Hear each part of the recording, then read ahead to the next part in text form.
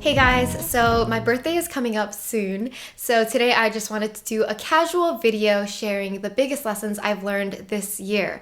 So this was a pretty big year for me. I'm currently 26, turning 27. I know it sounds old, going into my late 20s, but this year has really been the year where a lot of my dreams are like real. Like it's just kind of crazy when I look back at the journal entries I wrote in 2012, 2013.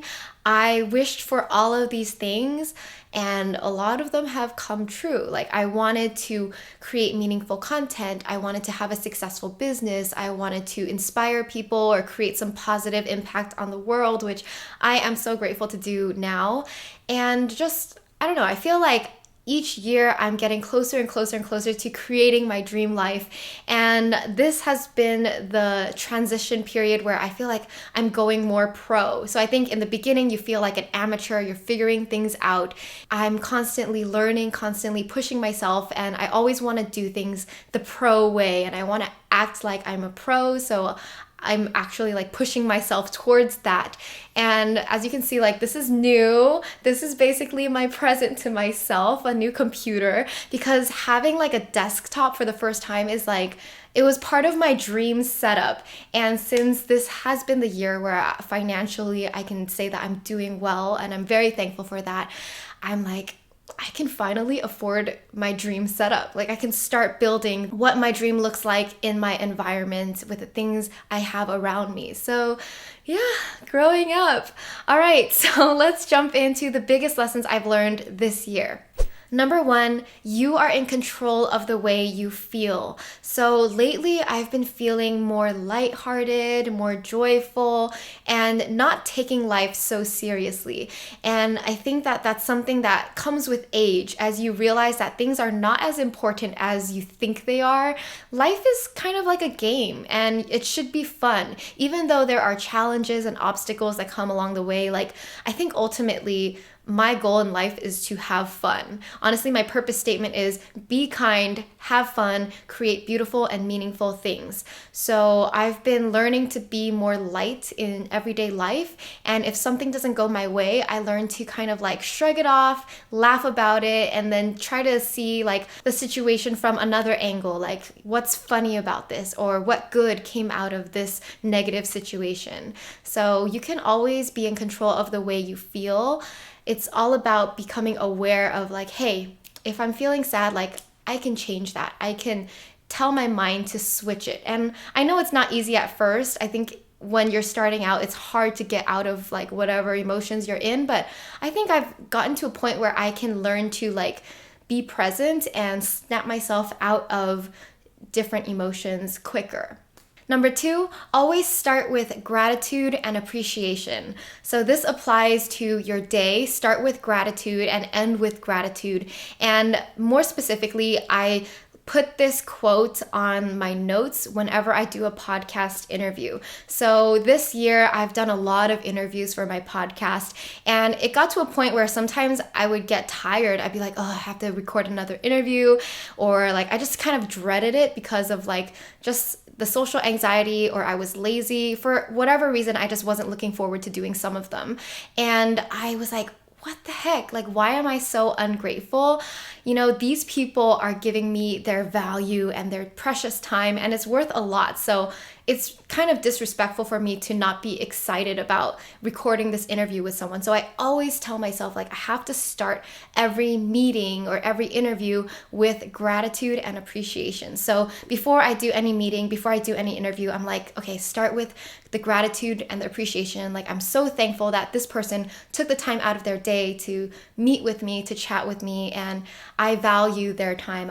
I value them as a person, and it changes your mindset. It changes the way that you feel, changes the way that you think, and I think more value comes out of starting with that gratitude and appreciation.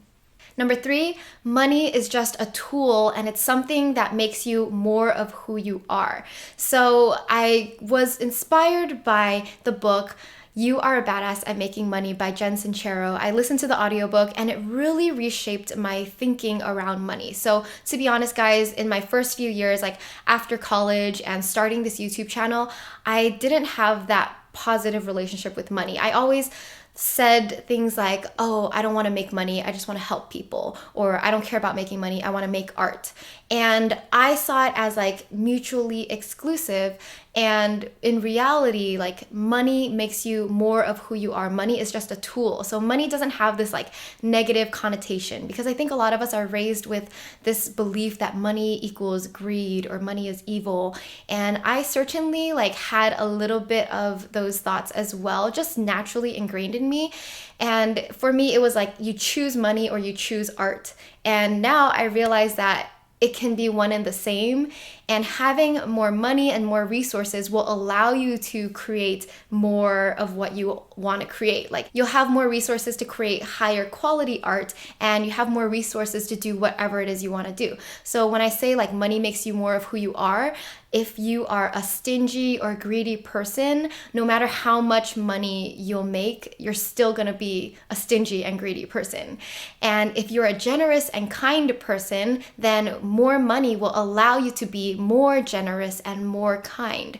So that kind of like changed my mindset. And I think this was the year where I really started attracting more money to myself and my business, because previously I think I probably like blocked money from coming in. I was struggling, and this is the year where I just started allowing money to come into my life and not judge this transaction. Just see money as a tool, as a resource for me to do more good in the world. Number 4, you can always continue pushing yourself outside of your comfort zone. So it's something that I have to constantly remind myself, like continue to be outside of the comfort zone, continue to get uncomfortable, because that's how you grow. This is not something new that I've learned this year, but what I've realized as I get older is that it never gets easier. Like you just keep pushing and you keep pushing. And what you do is you grow your comfort zone, because before you were comfortable with this and then you pushed it a little bit and then you're like, okay, this is comfortable now. And then you push it even more and push it even more.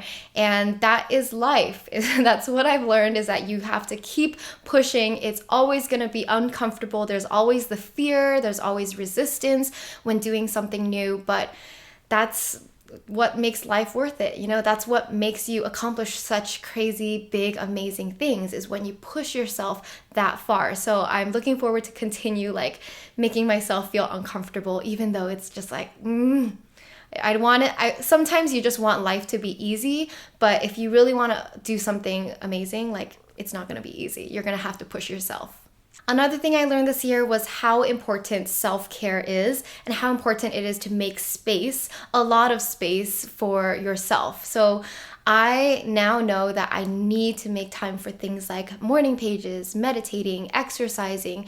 And in my ideal life, I don't really ask for so much. All I ask for is to do something that's positively impacting people, make money, doing what I love, and have enough free time, have enough space to give back to myself, just to do the little things that I enjoy doing.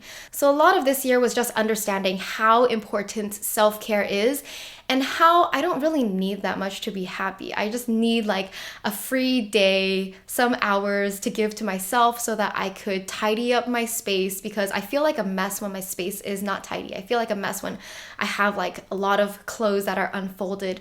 So time to do that, time to journal, time to meditate, time to do yoga and exercise, and maybe some extra time to just like sing, walk around, dance around the house, just because that's the stuff that makes me happy. So know the things that make you happy and the things that make you feel nurtured and taken care of, and make that space to do it. Make it like non-negotiable. It's super important for your well-being, your mental health, like understanding that the hustle is not that important, not as important as your well-being. Honestly, I could go on and on about lessons that I've learned, but I want to keep this short, so I'll give one more. And this is something that came up recently because of all the tragic events happening in our world. So is to understand that there is both dark and light in the world, and accept that they both exist. But no matter what, learning to stay with the light, learning to be the positive example through not just your words, but your actions. I think it's so important to stay focused on seeing the love in the world, stay focused on being a living example of love, because that is the only way that you're going to influence the people around you. That's the only way you're going to spread that love to your community. And the world really needs more love. Honestly, this is something that, it's not something I learned this year, but it's something that I've been reminded of more, because when tragic things happen in the world, where when you see bad things happen to good people, it can be really easy to live in fear. It's easy to put up a wall and be like, I hate people, or I don't want to be part of this society. It's easy to do that, but you really have to step up, see beyond that, stay in the light, stay in love, and just do your best. You know, we're just one person, but if everybody can be a living example of love, that makes a huge difference. So I understand that I can only control myself, so that I'm just trying to be my best version of an example of love. And I hope that through this platform, I could encourage other people to stay in the light, not turn to fear or hate or judgment, but stay loving, just believe in the human race, and do whatever you can to make a positive impact on the world around you.